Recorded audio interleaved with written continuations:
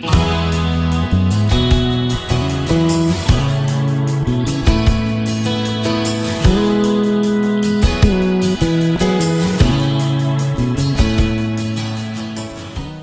everybody, it's Courtney and welcome back. Today I'm going to be creating an Easter card with the Cottontail Cuties stamp set by Neat and Tangled. And I have all of my masks pre-cut here. And to be honest with you, I really didn't have too much of a plan going into this card. So I'm using my masks to place down onto my card panel to kind of get an idea of where I wanted to stamp everything. Once I was happy with that, I will go ahead and start my stamping. You can certainly use a stamp positioner for this, but for me, it's just easier to grab an acrylic block. I'm going to be stamping with Blackout ink by Ink on 3. This is my favorite Copic Safe ink. I seem to get a good impression each and every time. Going to stamp this one little girl off to the left and the other little girl off more to the right. And I'll go ahead and mask these two little girls out with Simon Says Stamp masking paper. This is a really tacky masking paper, so it's great if you're going to do any ink blending in the background. Also, it's great is if you hate fussy cutting, you can save these masks and use them over and over and over as long as you don't tear them. So once those two were masked out, I'm going to stamp out my little bunnies. The one all the way off to the left, I didn't quite leave myself enough room, so his little ear is kind of hanging off the side of the card panel. The other little bunny I'm going to place right in the center as if he's looking up at that little girl. Mask those out again with that same masking paper. And for the little girl off to the right-hand side, her hand is closed as if she's holding something. And there's a few different stamps in this stamp set that you can use to place in her hand. I decided to use the flower.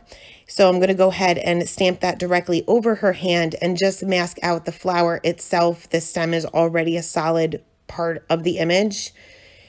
And then we'll move on to the ink blending. For the grass, I'm not going to do any masking here. I'm just going to kind of place some color on the bottom portion of the card. I'm going to use Twisted Citron, and I'm using one of the blendability brushes by Trinity Stamps. I know a lot of people use makeup brushes. That's fine too. You can even use a regular ink blending tool. I'm just kind of placing some color down and kind of blending that up a little bit. Not doing any masking to get any kind of harsh lines. For the sky, I wanted to create some clouds. Now, I have a cloud stencil. I have the MFT one, but I wanted to kind of show you guys that you can create your own. So I have a piece of cardstock here, and the thicker, the better. And I'm just cutting little scallops, I guess, all different sizes, all different heights. And I'm cutting two of them just so that they're a little bit different, so each one of my clouds isn't identical. That way I can kind of flip my little stencil there that I created back and forth to kind of break everything up. I'm going to use another one of the blendability brushes, and I'm going directly over my mask or stencil, whatever you want to call it, that I created, and just working my way up to the paper just a little bit, but leaving quite a bit of white space in my sky. I'll move that down and kind of tilt it around so it's not the same direction each and every time. You'll see that I'm holding it down with one hand and kind of lifting it up on the other side just to make sure I have good coverage before I completely move it and try to line it up again, because I can never seem to do that perfectly. And you'll want to make sure that you're rotating it each and every time and kind of twisting it a little bit. You don't want to go straight across. I mean, you can, you're just not going to get any kind of realistic look. I'm just going to go all the way down to where the Twisted Citron is kind of ended. They're going to kind of meet a little bit, being I didn't mask off the ground, but I'm okay with that. These two colors will blend nicely anyway, and it will kind of give it more of a natural look. Once all of my ink blending was complete, I'll go ahead and very carefully remove my masks. I use Distress Oxide inks, so these do stay wet a little bit longer, and the masking paper can tear your card panel if you're not overly careful. Next, we'll move on to the Copic Coloring, and I'm going to start off with the skin tones for this little girl to the right. I'm going to be using my main combination that I use, just concentrating the darkest areas being underneath her little bangs and kind of where her hood is hanging over her face and on the bottom portion of her hands. Again, lightest color, then the darkest, then the two midtones, and then back to the lightest. I did add a little bit of color to her cheeks with the R20 marker. And for this other little girl, I'm going to make her skin tones a little bit darker. So I'm using a different color combination here, but again, starting off with my lightest color to map out those darkest areas. Again, putting my shading in the same areas as I did with the first little girl, it's just in the opposite side. So I'm going for like a center light source here. So the girl on the left will have shading off to the left, and the girl on the right will have shading off to the right. Going in with the darkest color, then the two midtones, and just leaving a little bit of an area on her hands and on the right side of her face for that highlight color. Moving on to the hair for the little girl off to the left-hand side, I wanted to make her hair look black and shiny. So I'm going right in with my black marker, and there's not a whole lot of hair showing here. So I'm just going to create a shadow underneath where her hood is hanging over her hair, and kind of little teeny tiny flicks, really teeny tiny, and just doing even littler flicks with the C7 and then finally the C5. And I am leaving just a little bit of white in the center to make her hair look shiny. I'm going to do the same thing for this other little girl, just use a different color combination. I'm going to make her have brown hair, but I'm going to put my shading in the same area. I'm barely touching the marker to the paper with just the very tip. So if you guys have struggled with this, because I know this takes some practice, hold your marker straight up and down, and that might give you a little bit more control and allow you to just use the tip of the marker. Again, leaving just a little bit of white space in her hair to make that appear shiny. Next, I'll move on to her little bunny outfit here. And I'm going to be using some R markers for this first little girl. And at first I was going to place the shading off to the left-hand side, but then realized she's to the right. The shading has to be to the right, being I have a center light source. So I did switch that up. This is a great example of why I always go in with my lightest color, because now I can switch it. So I placed that shadow off to the right-hand side and underneath the little handle of her wagon, underneath her one arm that is extended, and on the base of the ears. Next, I'm going in with the darkest color, and this is clearly a red here. So I'm using this very sparingly, again, using just the very tip of my marker and barely touching the paper, and only putting this in the very darkest areas. Typically, my very darkest areas I consider to be my shadow areas. So where one object is underneath another, that would be the very darkest area, not necessarily just pure shading.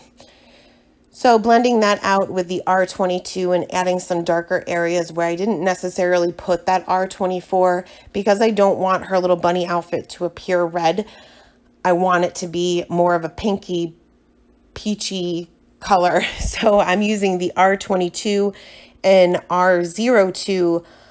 Those are the colors I'm using the most of. The R24 and the R01 will just be my highlight and shadow color, so I'm using those very sparingly. Her hood is going to have a little bit more of that R01 just because this is a larger object and it's more of a round object, so it is going to have a little bit more of a highlight. Once that was done, I'm going to go ahead and color the other little bunny outfit here, and I'm going to color this the same exact way. So I have this sped up quite a bit, but you can see that I'm just placing my shading basically the same but in the opposite direction, and I'm obviously using some V markers to make this like a light purple, just so that you guys can see the color combination. I'm using all pretty much pastel colors for the entire card. It is an Easter card or a spring card, so I wanted to keep with pastel colors. You're not necessarily going to get as much contrast when you're using pastel colors as you would if you're using, you know, bright reds and deep purples and deep greens and things like that, like I normally do. So just keep that in mind, but you will be able to see a little bit of the contrast. Going to fill in the inside of the bunny's ears and their little bellies. at first with the R20 and realized that that was way too close to the one on the right. So I just used the R22 and R21 for the bunny on the left, or little girl on the left. And then for the little girl on the right, I'm going to switch over to some R80 markers. Realized the R85 and R83 was just a little bit too dark, so I brought in the R81 for the belly just to kind of lighten that up a little bit. Next, we'll move on to the bunnies themselves, and I want these to appear to be either a light gray or white bunny. So I'm going with my warm grays for this first one here, and I'm going right in with my darkest color, and I know I just said go in with your lightest color, but the warm grays and the cool grays blend very well together, and they're very easy to take up with my colorless blender if I should make a mistake. For this bunny, being he's facing towards the right, I'm placing the shading off to the left-hand side and just a little bit underneath his little chin and underneath where his one arm or his leg or paw is behind the other one. Going in with the W3 and then finally the W1, and you can see I left some white space there, so we have some harsh lines. Going to go in with my colorless blender and go over those white areas pretty quickly so I don't move my color too much, but to kind of blend those white areas in with that W1 so it's not such a huge difference. Going to use the R20 for the inside of his little ears and the bottom of his little foot and belly, and then quickly go over that with the the W1 to kind of tone it down a little bit. Also gave him a little pink nose as well.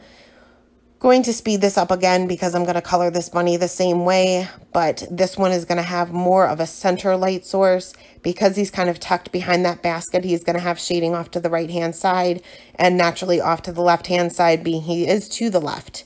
Again, leaving some white space and then going in with my colorless blender over those white spaces so to kind of blend those areas in. R20 for the belly and the inside of the ears. Also using the C3 and the C1 for this little bunny's tail. Next, we'll move on to the basket and the wagon. I'm going to use the same color combination for both. And now I use this color combination often. And the thing about, especially with E markers, with brown markers, you can make this as light or as dark as you want.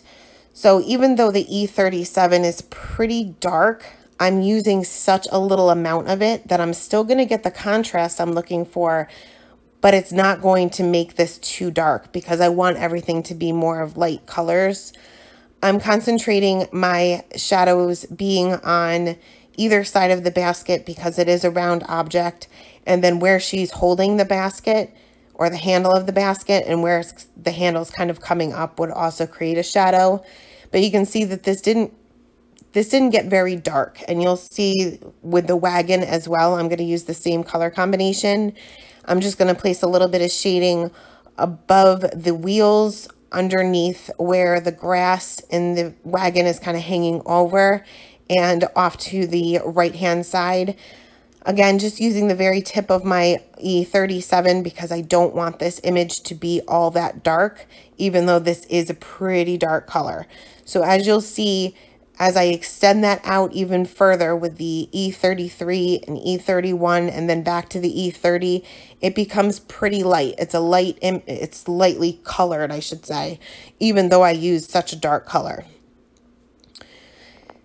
Next, once that was done, I'm going to go ahead and move on to the wheels, and I'm just going to put a little bit of shading. How I make this look round is I place shading on the outside of one half of the wheel and on the inside of the other half of the wheel, if that makes any sense. And that will kind of give it some, not movement, but I guess movement. I guess that would be the right word. So next, this is where I realized I forgot to color their little boots. So I'm just going to show you one of them here, just placing the shading on the right side for her, but using the same color combination as I did for her little bunny outfit. Also going to color the purple boots the same way, just placing the shading off to the left-hand side rather than the right. So for the grass, I'm going to go in solid with the YG06. It's such a small area that you don't need to do any shading. I'm going to move on to some Y and YR markers for the petals of the flower, as well as this little chick that this girl is holding. Now the YR68 is clearly orange, and even the Y38 is pretty orangey. So I'm using those very sparingly, but as I blend that out with the Y08 and the Y04, you'll notice that it does kind of brighten everything up and does make it appear a little bit more yellow than orange. I'm going to color the inside of the flower just with the YR04 solid, not doing any shading, as well as the little beak to the chick. And then I'm going to go in and start coloring these little Easter eggs. So I'm just going to show you, well, I'm going to show you all of them, but I'm going to speed it up. I'm just going to show you the shading for the same yellow combination as I'm using. Now, for the, if I'm seeing pretty much the whole egg, I'm doing shading on both sides because it is a round object. But I also have to keep in mind that a lot of these eggs are kind of tucked in behind another. So that would also create a shadow. So some of these eggs are going to have more shadow than they are highlight. So just keep that in mind. I'm going to go through and continue to color all of these eggs. A lot of them I'm just using a 2-color blend. Some I'm using a 3, depending on the color combination. But I'm just going to quickly show you these so that you can see the color combinations that I used. Some of them already have little stripes and polka dots on there. And then once my coloring is done, I'm going to go in with a white gel pen to add a few more details to some of the plain looking eggs so that they don't look too plain. So for their little stockings or leggings, I wasn't sure how I wanted to color these. So I'm going to go in with my C3 and C1 and add my shading. So for this little girl, it's going to be to the left-hand side for both of her legs. And for the other one, it's going to be to the right-hand side and on the bottom portion of her leg that's lifted up, leaving a little bit of white space. And then I decided to make these white and whatever color their little bellies are. So I'm just coloring in every other stripe with the R81 and the R02.